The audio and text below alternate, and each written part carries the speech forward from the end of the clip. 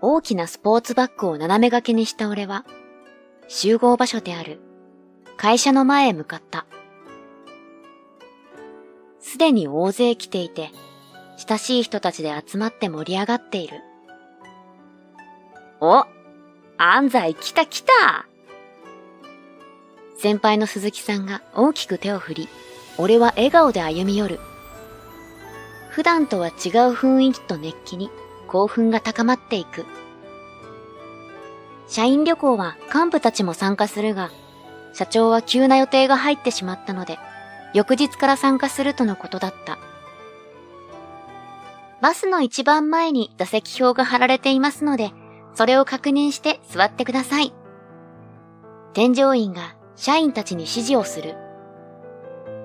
バスに乗り込もうとした俺を吉永課長が止める。おい、何してんだ？何って、バスに乗り込もうとしているんですが？問いかけの意味がわからず困惑していると、吉永課長が下びた笑いを浮かべる。お前の席なんてねえぞ。思わず、え？と声を上げる。急いでバスに乗り込み、座席表を確認したが、吉永課長の言う通り、そこに俺の名前はなかった。なんで安西の名前がないんだ？俺に続いて乗り込んだ鈴木さんも驚いている。添乗員に社員旅行の参加者であること、案内状も受け取っていることを説明したが、安西さんのお名前は参加者リストに載っていませんね。バスの座席だけでなく、宿泊の部屋も取っていませんので、今から参加されるのは難しいかと。申し訳なさそうな表情で返答された。後から乗ってきた吉永課長がニヤニヤしながらドアステップへの道を開ける。新入社員のお前は、職場で仕事だけしておけ。俺らが楽しんでる間、しっかりやれよ。鈴木さんが吉永課長に詰め寄った。安西は参加届を出してました。課長、ちゃんと人事部に渡したんですよね。はぁ？じゃあなんだ？俺がわざと安西の参加届を出さなかったって言いたいのか？険悪なムードだ。一連のやりとりを聞いていた社員の中には、俺に同情の目線を送る人もいたし、気まずそうに目をそらしている人もいた。吉永課長にはめられたんだ。ふつふつと怒りが湧いてきたが、ここで騒ぎを起こしたところで、どうしようもない。鈴木さん、もういいです。社員旅行、楽しんできてくださいね。俺は静かにバスを降りた。走り去るバスを見送りながら、ため息を吐く。吉永課長、旅行先で大変なことになるかもしれないな。俺は今年の4月に新入社員として入社。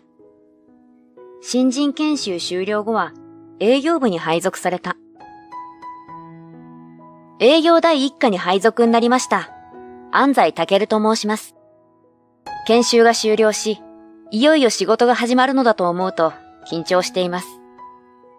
諸先輩方からの教えを学び、一日も早く仕事を覚えられるよう頑張りますので、ご指導のほどよろしくお願いします。元気よく挨拶すると、温かい眼差しと拍手が返ってきてほっとする。課長の吉中だ。取引先にとっては相手が新人であろうとなかろうと関係ない。ミスが許されないのが仕事だ。しっかり頼むぞ。課長に喝を入れられ、気持ちが引き締まる。張り切って返事をすると、声が大きすぎると注意された。俺の指導係は4つ上の先輩、鈴木さん。安西くん、よろしくな。安西くんってどこの大学行ってたの？気軽な調子で聞いてくる。おそらく学歴ハラスメントをしようとか、マウントを取ろうと聞いているのではなく、世間話のつもりで言ったのだろう。安西くんって東大なの？俺が出身大学を答えた途端、社内に響き渡る大声を鈴木さんが挙げた。おかげで、社員全員が俺たちに注目している。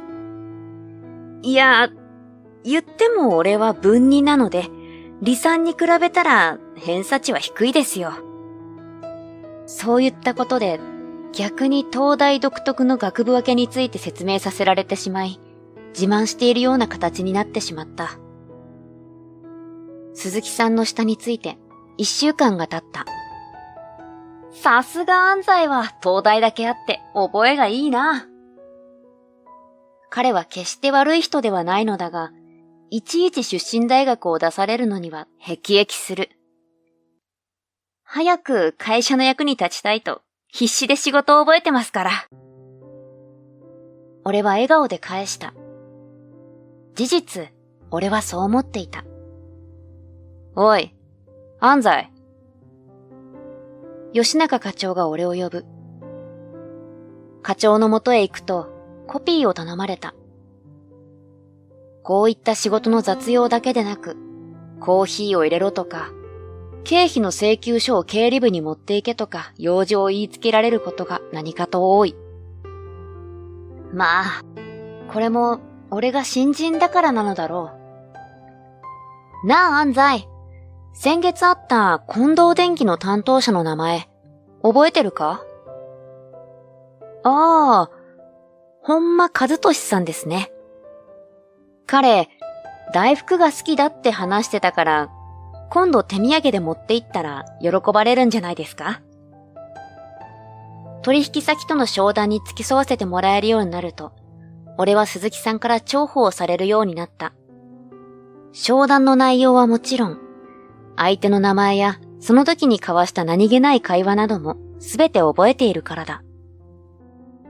さすが、東大でのエリート様は違うなぁ。吉中課長が俺の隣に立ち、嫌味っぽく言う。鈴木さんの話によると、吉中課長は優秀な同期たちに先を越され、ようやく課長職に就けたらしい。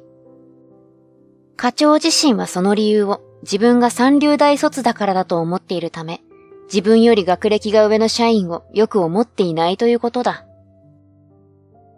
そんなわけで、俺は特に吉中課長に嫌われていた。嫌われるぐらいなら構わないのだが、こちらが忙しい時につまらない用事を言いつけてきたり、承認が必要な書類についてごちゃごちゃと意味のわからない理由をつけて却下してきたりするので困る。社員旅行の出欠確認が人事から来ている。提出期限までに俺に渡すように。吉中課長から一人ずつ紙が渡される。社員旅行先が有名な温泉街であることでも盛り上がったが、何より注目となったのは、宿泊先が普通は泊まれないような高級旅館だったことだ。よく社員旅行でこんな高級旅館を抑えられたな。人事部にいる同期から聞いたんだけど、社長がこの旅館にしようって提案して、自腹で足りない分を払ってくれたらしいぞ。社員たちが噂する。へえ、それはぜひとも行かないとな。俺は参加に丸をして、吉中課長に提出した。後日、参加する社員のみに渡された旅行案内には、イベントとして宴会が書かれていた。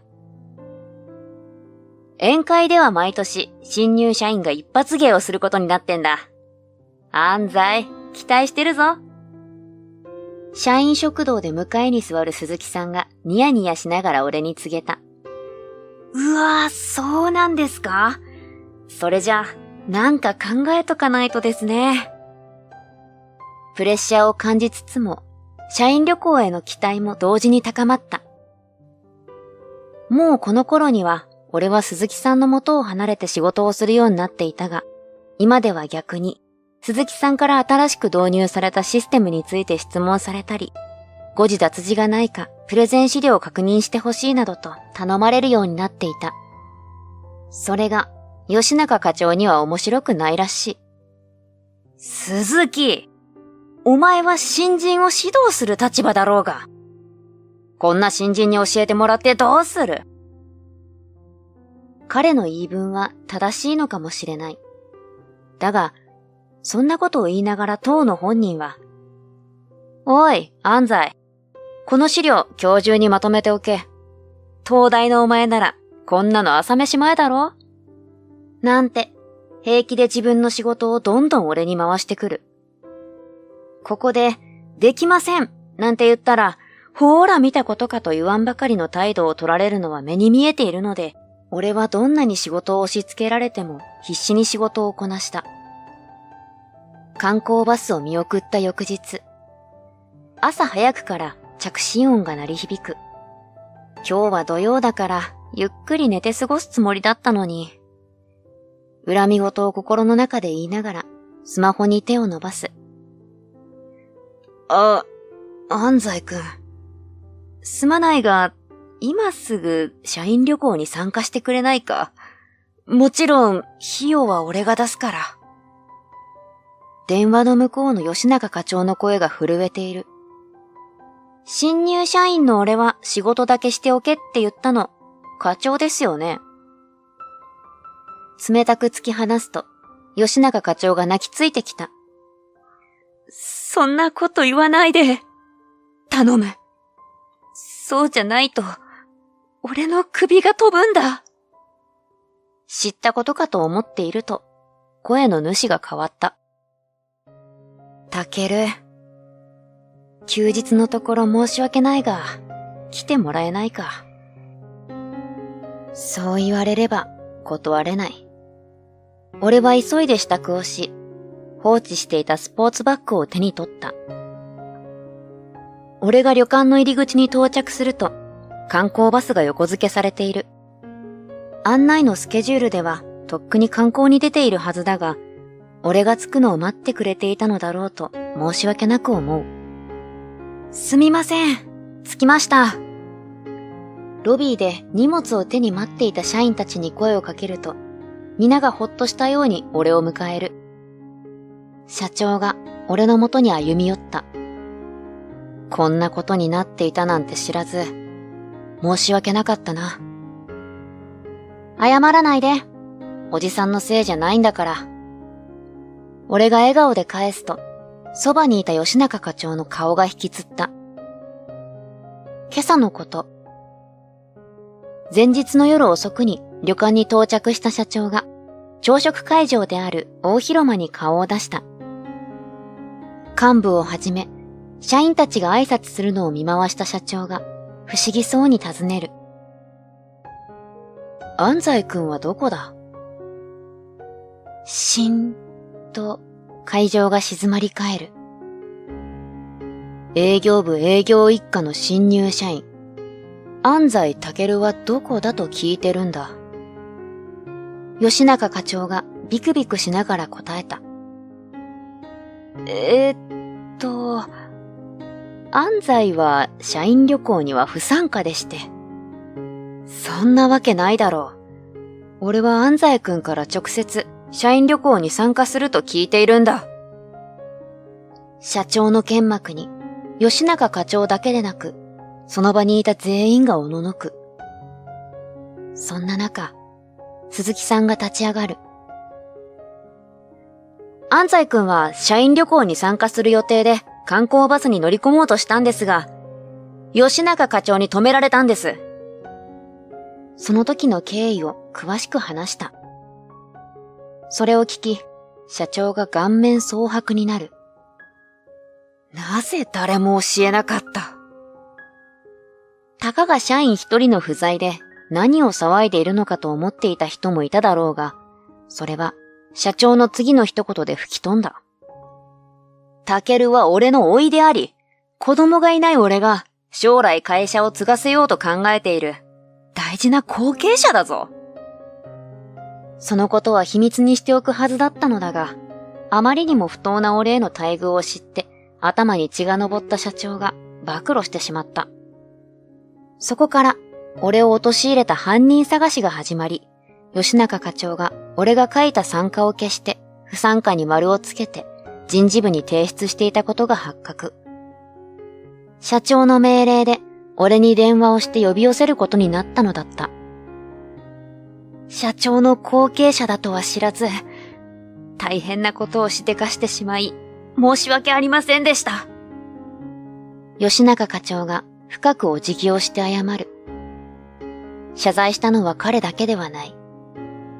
バスの車内でのやりとりを見て、吉中課長の嫌がらせに気づいたにもかかわらず、社長に報告しなかった上層部や営業一課の社員たちも注意を受けた。上層部は厄介ごとに巻き込まれたくないという気持ちがあったのだろうが、同僚たちは吉中課長からパワハラを受けていたので、俺に申し訳ないと思いつつも、火の粉が飛んでこないよう関わらなかったのだろう。その後、俺を乗せた観光バスが出発。俺は2日目からの観光ツアーを楽しんだが、吉中課長は終始青ざめて落胆していた。だが、誰も彼に声をかけようとせず、昼食の時でさえ、彼は離れた席で一人ポツンと食事をしていた。社員旅行が終わった週明けの月曜日。吉中課長だけでなく、部署全員に対して聞き取り調査が行われた。社員、特に学歴が高い社員に対してのパワハラを吉中課長がしていたことが露呈。吉中課長は降格となり、左遷されることに。自業自得だな。もう、俺の会社人生は終わった。皮肉な笑みを浮かべた吉中課長に、俺は首を振った。うちの会社では学歴で判断せず、実力を評価します。ですから、吉中課長、転勤先で実力を見せて帰り咲いてください。待ってますから。俺の言葉に吉中課長が瞳に涙をにじませ頭を下げる。彼は静かに部署を去った。俺はこの日、社員旅行で訪れるはずだった旅館に、おじ夫妻と来ていた。吉中課長が俺を社員旅行に行かせないように仕組んだのを知った時には、おじさんがどんな反応をするのか心配したけど、まさか、全社員の前で俺が甥であるだけでなく、後継者だって暴露するとは思わなくてびっくりしたよ。部屋で夕食をとりながら、俺が愚痴をこぼすと、おばが笑う。この人のバカおじぶりは今でも健在ね。社員旅行もタケルが入社した年だから、お祝いも兼ねてって高級旅館にしちゃうし。おじは申し訳なさそうに頭をかきながら言い訳する。そりゃあ、可愛い甥っ子が嫌がらせをされてるのを知ったら黙っていられないだろうが。兄貴だって同じ立場ならきっと俺と同じことをしてたぞ。俺の父は高校生の時に両親を事故で亡くし、卒業後は働きながら弟である叔父を必死に育て、大学まで行かせた。優秀だったにもかかわらず、大学進学できなかった兄の分まで頑張ろうと、叔父は勉学に励み、一流企業に就職。そこからも精進を怠らずに実績を重ねて出世。前社長の信頼を受けて指名され、社長職に就いた。弟が立派になったのを見届けた父は安心して結婚することに。46歳にして父親となった。年を取ってからの子供は可愛いというが、俺は両親からだけでなく、おじ夫妻からも可愛がられて育った。何の因果か。父は祖父母と同じく、俺が高校生の時に、夫婦で出かけた旅行で事故に遭い、帰らぬ人に。その時に助けてくれたのが、おじ夫妻だった。大学の入学金や、それにかかる費用まで出してくれ、俺は大学進学を諦めずに済んだ。大学2年となり、将来や就職先を考え始めた頃、おじに呼び出された。俺には子供がいないが、タケルを実の息子のように思ってる。だから、タケルを俺の後継者にしたいんだ。あまりに突然の話に驚いたが、おじの話を聞くうちに、彼の会社を自分も一緒に支えたいと思うように。だが、俺はそのまま受け入れず、条件を出した。他の大学生と同じように就職試験を受けさせてほしい。社長と親族関係であること、後継者であることは秘密にする。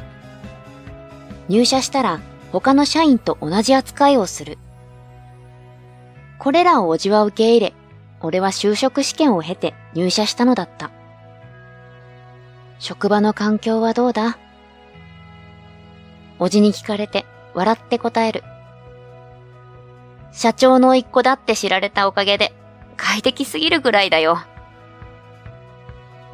俺が恐れていた通り、俺がただの新入社員でないと知った途端、社員、特に役職者たちの俺への態度が一変した。